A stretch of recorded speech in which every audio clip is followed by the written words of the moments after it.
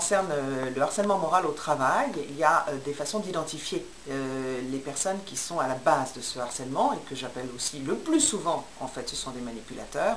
Il faut déterminer comment fonctionnent les manipulateurs.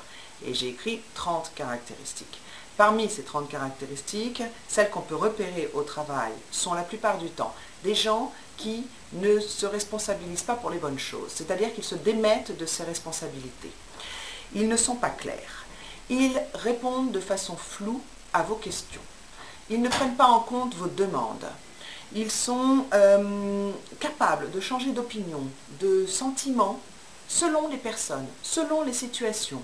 Ils créent la suspicion. Ils sèment la zizanie dans une équipe de travail. Ils se débrouillent pour certains de faire en sorte que vous ne vous rencontrez pas, que vous ne vous parliez pas entre vous. Ils sont capables de donner leur message désagréable, mais par autrui, pour ne pas être responsables de messages désagréables, justement. Ils utilisent le dernier moment pour changer d'avis, pour modifier une prévision, une mission.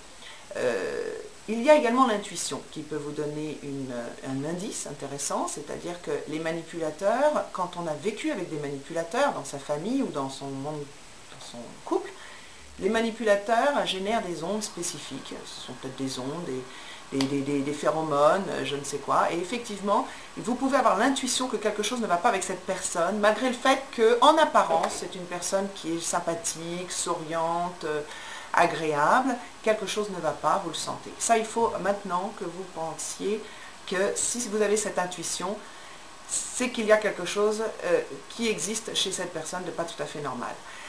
Sur le long terme, en fait, le malaise va venir progressivement. Il y a une autre caractéristique, c'est que les manipulateurs, quand ils existent, même si on n'a pas encore nommé les personnes, on en parle tout le temps. Cette personne revient sur le tapis, soit entre collègues, soit à la maison, quand on rentre chez soi et qu'on en reparle à son conjoint. Parmi les contre-manipulations qu'on peut faire, d'abord c'est déjà les détecter, et ensuite il y a des petits trucs de contre-manipulation qui sont des phrases courtes, qui sont des phrases polies, et qui ne montrent pas que vous êtes affecté, que vous avez de la peine, que vous êtes énervé.